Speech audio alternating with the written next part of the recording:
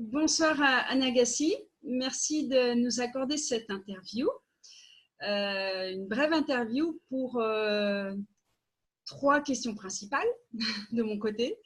C'est qui Anagassi? C'est quoi la classe fondation? Et c'est quoi être un facilitateur de classe fondation? Et tu réponds dans l'ordre que tu veux. Bonsoir Séverine, merci de m'inviter pour m'exprimer sur le sujet. C'est qui un Agassi? Alors, je ne vais pas répondre à cette question parce que déjà, une chose, j'aime pas me définir. Je peux être beaucoup de choses. Je suis dans cette réalité, je suis maman, je suis épouse, je suis ex-épouse, je suis belle-maman. Enfin, toutes ces choses-là qui font que dans cette réalité, on a des définitions. Mais comme les outils d'Access Consciousness nous invitent à sortir de ces définitions, j'aimerais juste inviter les gens à l'énergie de facilitation que nous sommes tous, que toi tu es, que moi je suis et que chacun d'entre nous est. Un de mes, je vais pas dire thèmes, comment je peux appeler ça? En fait, la famille m'a toujours beaucoup intéressée, dans le sens où j'ai, pendant de longues années, utilisé des outils de systémique. Je me suis formée dans les constellations familiales. J'ai travaillé avec des enfants pendant 27 ans. J'ai eu moi-même des enfants. Et aujourd'hui, avec la lumière des outils d'Access Consciousness, j'ai réalisé que, en fait, notre langage premier, notre langage primaire, c'était l'énergie.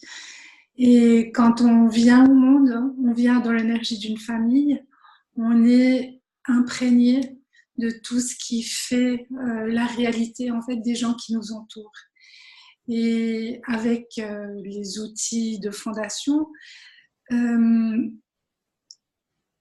j'ai pris conscience, la première fondation que j'ai faite, pour moi, ça a été une explosion de joie, de savoir en fait tout ce que j'avais su être au fond de moi possible, sans jamais avoir entendu les mots qui me disaient que quoi que j'ai été dans cette réalité, j'ai jamais eu tort. Et le plus beau cadeau de fondation que moi j'ai reçu, c'était de sortir du tort de moi-même. Alors, évidemment que j'ai pas éliminé tous les torts en un seul coup comme ça, et probablement que j'en ai encore, mais les outils qu'on reçoit dans cette classe fondation, ça nous permet de créer une réalité qui va au-delà de tout ce qu'on a de tout ce qu'on a cru être réel comme réalité limitée. Ça nous permet de sortir des limitations qui sont des limitations qu'on a achetées du monde des autres, de notre famille, de notre environnement culturel, de nos professions, de peu importe ce qu'on a été ou ce qu'on a fait. Et le fait de pouvoir sortir du tort de qui on est et sortir du tort de cette réalité. En fait, on ne donne tort ni à cette réalité ni à nous-mêmes, mais ces outils nous permettent de créer quelque chose de totalement différent à partir de la conscience que les limitations qu'on a rendues réelles ne sont que des limitations et que ces limitations, il y a plein d'outils pour aller au-delà et créer la vie qui fonctionne pour nous. Pour moi, ça a été vraiment une expansion de mon énergie. Et j'ai eu tellement envie de rendre ça disponible pour tout le monde. En fait, ça fait juste un peu plus de 2 ans que j'ai découvert les bars. J'attendais rien des bars, mais ça m'a laissé un peu sur ma faim, la première case de bar que j'ai fait. Donc, être sur sa faim, ça permet aussi d'aller chercher, d'aller voir qu'est-ce qui pourrait, en fait, qu'est-ce qu'il y a derrière. Et ma curiosité a fait que j'ai très vite fait une classe fondation et ces outils m'ont tellement apporté de paix, on va dire ça comme ça. Pour moi, c'était le plus grand cadeau, cette paix et cette conscience qu'on n'a pas besoin d'être parfait, que la personne qu'on est, telle qu'on est, c'est déjà un cadeau en soi. Et mon invitation, c'est de permettre aux gens de reconnaître le cadeau qu'ils sont dans le monde tels qu'ils sont, à travers les outils qui sont donnés dans la classe fondation. Donc cette classe qui dure 4 jours et où on va visiter tous les aspects de notre vie et comment on a mis en place en fait cette fondation et qu'est-ce qui est possible de transformer pour aller au-delà de cette réalité limitée. Et je disais que très vite, pour moi, j'ai eu l'envie de transmettre ces outils. C'est ce qui m'a poussée vers le parcours qui permet de faciliter cette classe fondation. Se reconnaître et reconnaître qu'on a une puissance, qu'on est puissant et qu'on a cette capacité de changer les choses, qui qu'on soit, pour moi, c'est un des plus grands cadeaux de fondation. C'était quoi déjà les autres questions?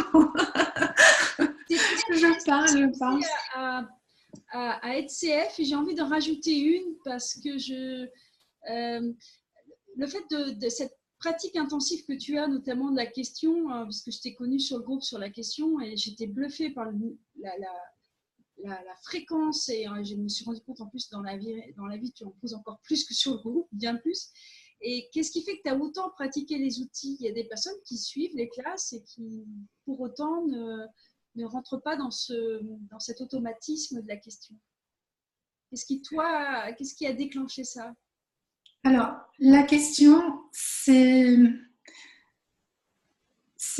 une modalité, je vais dire ça comme ça, qui n'est pas seulement présente dans Access. La question, c'est vieux comme le monde, on la retrouve dans plein d'autres pratiques. Et il y a plus de 8 ans, j'en avais un peu marre dans ma vie de cloisonner les choses. Je ne connaissais pas du tout les outils d'Access, ça fait seulement 2 ans que je les connais. J'en avais marre de cloisonner les choses, j'en avais marre de vivre certaines choses et en même temps je me sentais complètement enfermée dans des boîtes. Pas seulement dans une boîte, mais j'avais l'impression d'être phagocytée dans plusieurs boîtes. Et j'ai posé une seule question à l'univers. J'ai demandé, attention si vous faites des demandes parce que ça peut être entendu. J'ai demandé comment en fait vivre ma vie. Alors ma question était très alambiquée. Comment vivre ma vie en étant plus séparée, en n'ayant plus ce besoin de tout cloisonner.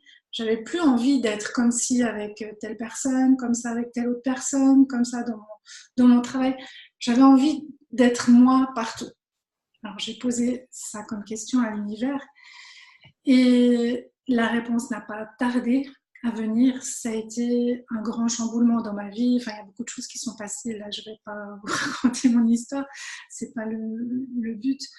Mais j'ai fait des rencontres, j'ai eu la conscience qu'il y avait autre chose qui était possible. Et en fait, ce qui peut changer notre manière de vivre dans cette réalité, c'est de faire des choix. Parce que bien sûr, poser des questions, c'est quelque chose qui ouvre la conscience, mais cette conscience nous amène à faire des choix. Et un choix, il ne se fait pas de façon rationnelle. Le choix, il se fait en fonction de l'énergie qui est présente. Et c'est pas parce qu'on choisit ça à un moment qu'on va pas faire un autre choix, un autre choix. En fait, les choix, c'est quelque chose qu'on fait tout le temps. Et cette pratique de la question, en fait, quand j'ai entendu dans les outils d'Access, c'est dans la classe de barre déjà qu'on utilise ça, j'avais conscience à quel point c'était un outil précieux et comment on pouvait l'utiliser de manière encore plus ouverte pour accéder à recevoir, pour accéder à une réception énergétique qui n'a rien du tout à voir avec le mental. Et il y a quelque chose que j'aimerais partager, c'est une prise de conscience que j'ai eue dernièrement, c'est que parfois je perçois dans mon univers, je perçois quelque chose d'englué et je pose des questions et il n'y a rien qui change. Et une prise de conscience que j'ai eue, c'est que très souvent, il y a une vérité dans notre univers avec un mensonge qui sont les deux attachés comme ça. Et en bonne humanoïde, on essaye de dénouer, on essaye de faire quelque chose parce qu'on perçoit le mensonge et en fait, il n'y a rien qui bouge. La question que je pose maintenant, quand je perçois quelque chose d'englué, c'est quelle est la vérité ici et quel est le mensonge ici. Parce que très souvent dans cette réalité, on a défini des choses et il y a une partie de vérité et une partie de mensonge. Et par exemple, pour moi, ça a été des prises de conscience au niveau, par exemple, au niveau de la religion. À la base, il y a des choses qui ouvrent sur la conscience de ce qu'on a fait, les choses auxquelles on a relié certains principes, font que ça a complètement phagocyté le truc et qu'on ne sait plus ce qui est de l'ordre de l'ouverture et de ce qui est de l'ordre de la contraction. Donc, ce que je vous invite à faire quand vous percevez quelque chose qui tourne en rond dans votre mental ou alors que vous voyez qu'il y a un mensonge, demandez quel est le mensonge ici et quelle est la part de vérité ici. Vous n'aurez peut-être pas forcément la réponse ou énergétiquement qui va se montrer tout de suite, mais posez la question, même si c'est pendant plusieurs jours, quelle est la part de mensonge, quelle est la part de vérité ici. Et tout ce qui empêche cela de se montrer, vous pouvez le dissoudre. Et à un moment donné, vous allez avoir la clarté de ce qui est présent dans la chose que vous êtes en train de regarder. Alors, je pourrais vous parler de fondation pendant des heures, mais ce n'est pas le but ici. Moi, ce que je voulais, c'est vous inviter vraiment à découvrir cette boîte à outils qui est une caverne d'Ali Baba. Et ce qui est génial, c'est que dans cette caverne d'Ali Baba, c'est 4 jours de fondation, hein, vous pouvez vous servir de tous les bijoux dont vous avez envie. Vous n'êtes pas obligé de les porter tous en même temps. Après tous ces trésors que vous allez emporter après 4 jours de fondation, eh bien, certains jours, vous allez en utiliser qu'un. Et vous allez vous amuser, en fait, à embellir votre vie avec ces trésors, en fait, que sont les outils de fondation.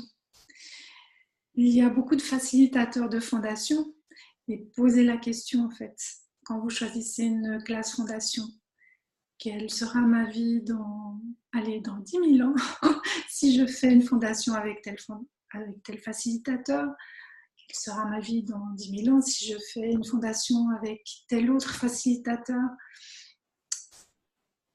l'énergie des gens, elle est ni bonne ni mauvaise.